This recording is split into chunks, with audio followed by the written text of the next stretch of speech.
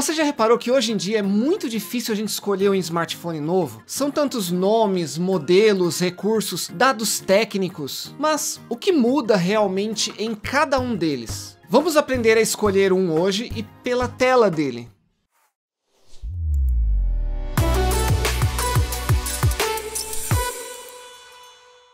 Olá pessoal, tudo bem com vocês? Vocês já repararam que hoje é muito difícil escolher um smartphone novo? Mesmo que você saiba o quanto quer gastar nele, dentro daquele orçamento, né, que você disponibilizou, tem muitas marcas e modelos diferentes. E aí você começa a pesquisar e tentar decidir entre aquele modelo que tem uma tela melhor, ou que tem uma câmera com mais megapixels, ou ainda aquele outro modelo que dura mais a bateria. Mas aí você vê um outro ali que tá na promoção com preço camarada, mas que não vai ter muitas atualizações. E você entra num loop e quando vê já são horas de pesquisa, às vezes até dias. Muita gente acaba travando e não conseguindo escolher e acaba decidindo, né, e pegando o que o dinheiro dá mesmo, sem saber que às vezes pelo mesmo preço você poderia pegar algo até melhor. Por isso é importante a gente entender as tecnologias e as suas diferenças, né? Afinal tem muito smartphone à venda, com muitos modelos e variações de modelos. E é propositalmente confuso.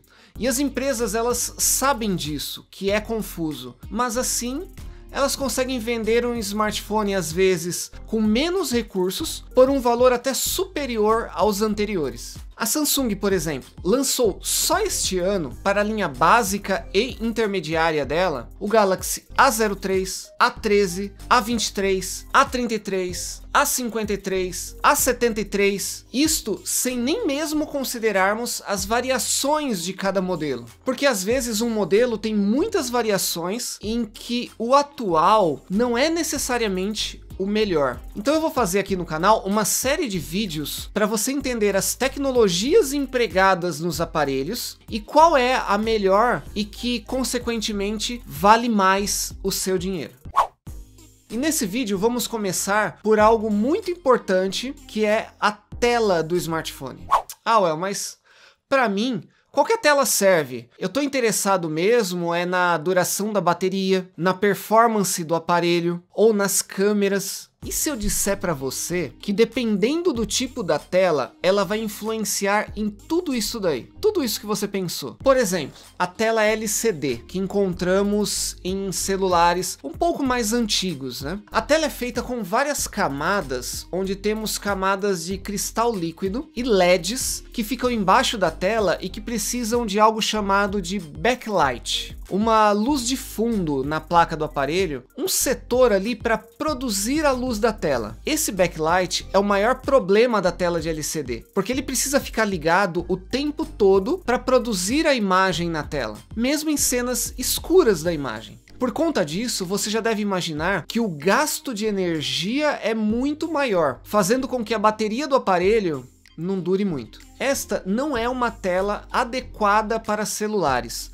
Fuja do LCD, tá? É um padrão bem antigo e que já quase não encontramos mais nos aparelhos. Mas encontramos o seu sucessor, que é muito comum nos aparelhos de hoje em dia, principalmente aqueles mais básicos, e é o IPS LCD. O IPS LCD é uma evolução do LCD. É uma tela com contraste melhor, cores mais vívidas, ângulo de visão melhor também e uma velocidade melhor também. Porém, ela mantém o principal problema do LCD, que é o gasto energético. Uma tela IPS LCD, como encontrada em muitos aparelhos de linha básica e às vezes até intermediário, tá, hoje, gasta muita bateria também. Então às vezes a gente culpa o processador, mas a culpa pode estar na tela. Para conseguir o pixel preto para compor imagens escuras na tela, ele faz a combinação de cores de pixels ligados, com o backlight sempre ligado. O gasto é alto e os pretos não são tão pretos, eles ficam meio acinzentados. Mas temos alternativas. Então vamos falar agora da tela OLED. A OLED chegou como uma evolução dos LEDs, que já estavam presentes nas telas LCD. A tela OLED, ela tem duas grandes diferenças em relação à tela IPS LCD. A primeira é que ela não precisa de um setor de backlight ligado ali o tempo todo. porque os LEDs, por assim dizer, eles conseguem emitir a própria luz, se auto-iluminar. Isto economiza muita bateria. Em segundo, o controle do pixel entre aceso e apagado é muito mais preciso. Então dá para produzir imagens escuras, realmente escuras. A tela simplesmente para o preto, ela desliga aquele conjunto de pixels daquela parte da tela onde quer o preto. Então ficam ligados na tela apenas os pixels coloridos, o que além de economizar muita bateria, melhora a performance do aparelho também. Deixa as cores muito mais próximas do real, onde o preto é bem preto mesmo, não ficando acinzentado, como no caso do IPS LCD. Para consumo de mídias, é muito melhor também. Imagens mais realistas e até mesmo no uso do aparelho no dia a dia, né? Se você coloca no modo escuro, por exemplo, toda a parte exibida em preto está com os pixels desligados. Eles não estão consumindo energia. Então você já percebeu que uma tela OLED traz mais duração da bateria e imagens melhores também. Mas qual é a diferença para o AMOLED que a gente vê aí em diversos aparelhos? O AMOLED é uma evolução importante do OLED. Afinal, agora temos uma matriz ativa. Mas o que é uma matriz ativa? O que significa isso na prática? A vantagem de ter uma matriz ativa é controlar de forma ainda mais precisa e individual cada pixel, evitando algo muito comum nas telas como o burn-in. O burn-in é quando o pixel ele é danificado, né? Normalmente, quando uma mesma imagem é exibida durante muito tempo na tela e fica meio que um fantasma ali queimado na tela, né? Fica gravado aquelas manchas na tela. E às vezes até queimando o pixel mesmo, né? E danificando a tela. O AMOLED consegue evitar isso muito bem. Outra característica dele é que este controle mais preciso se traduz também em mais economia de energia e mais velocidade de resposta do aparelho. Além também do básico, né? Melhores cores, contrastes, profundidade e assim por diante. E aí chegamos então no Super AMOLED.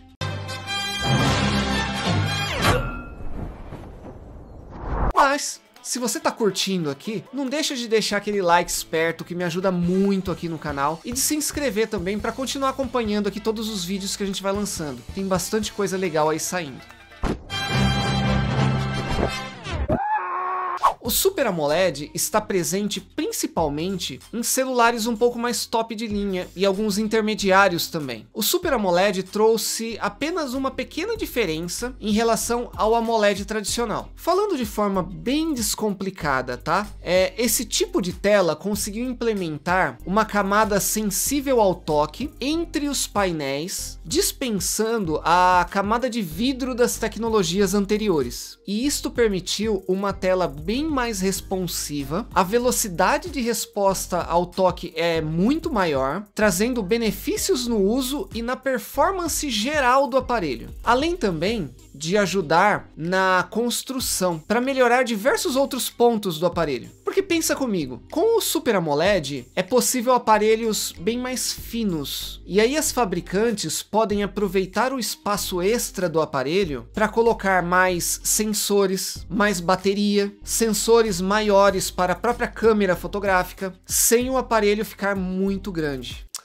Mas aí vai longe, né?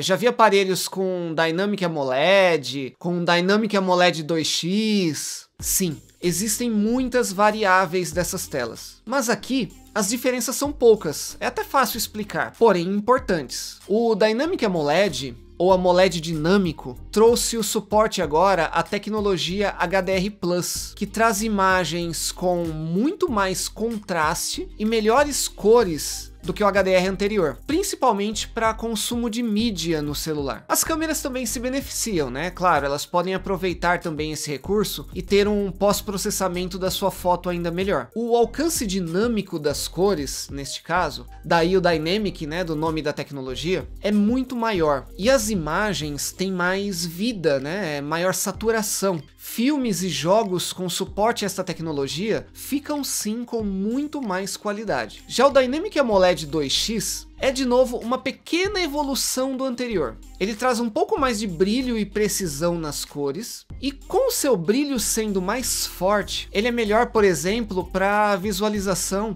em ambientes externos, sob a luz do sol, por exemplo. Ah, e ele economiza um pouco mais de bateria também, né? Foi alterado alguns pontos onde ele também economiza um pouco mais em relação ao antecessor, mesmo tendo um brilho mais forte.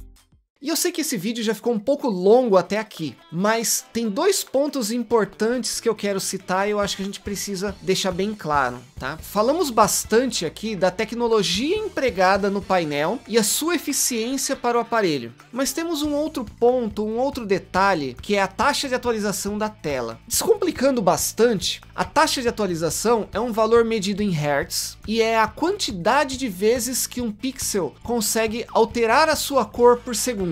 Então, se a tela é de 60 Hz, cada pixel da tela consegue alterar a sua cor 60 vezes por segundo. Se aumentarmos e pegarmos uma tela com, por exemplo, 90 Hz, são mais alterações por segundo. E isto torna a fluidez das imagens muito maior. Para determinados jogos que usam esta tecnologia, é nítida a diferença com uma imagem mais fluida. No dia a dia, o uso do aparelho também fica muito mais rápido com esse tipo de tela. Porém, hoje temos telas ali que ultrapassam 120, 144 Hz. E aí temos um problema. Porque apesar da tela ficar bem mais fluida e dar a impressão que o celular está bem mais rápido, chega um ponto em que não percebemos a diferença. E a maioria das aplicações também não estão preparadas para tirar proveito disto. E aí lembrando, né, quanto maior a taxa de atualização, mais bateria vai embora. Uma tela ligada em 120 Hz o tempo todo consome muito mais bateria do que uma tela ligada a 60 Hz.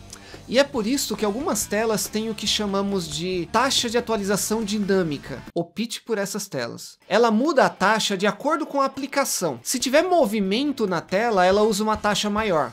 Para aplicações mais estáticas, ela usa uma taxa menor. E este recurso economiza muita bateria também. O outro ponto que eu ia citar é a tecnologia Dolby Vision, presente em algumas telas. Podemos dizer que o Dolby Vision é apenas um HDR mais potente criado pela empresa Dolby. Com ele é possível ter muito mais brilho na tela, aumentando o contraste e a profundidade da cor. É muito interessante e consegue resultados muito bons, mas para você reproduzir uma série ou um filme, por exemplo, é necessário que ele seja compatível com o Dolby Vision, senão não vai ter diferença nenhuma.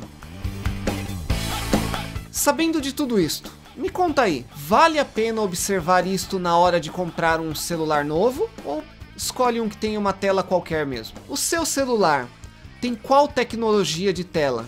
Você está satisfeito com ela? Deixa aqui para mim nos comentários, porque eu quero muito saber a opinião de vocês e quais são as telas que vocês utilizam e se vocês percebem as diferenças entre elas. E agora que você já sabe escolher um celular, optando pela tela que faz mais sentido para você, deixa aí o meu like esperto que me ajuda tanto aqui no canal e se inscreve aqui também para continuar acompanhando os próximos vídeos que a gente vai lançando por aqui. Muita gente que assiste aqui os vídeos ainda não é inscrita e aí o YouTube acaba não divulgando tanto o canal. Então, dá aquela força aí, pessoal. Se inscreve aí pra gente conseguir uma comunidade aqui bem legal para levar esse tipo e outros tipos de discussões aí adiante. Então é isso, obrigado a todos e até mais.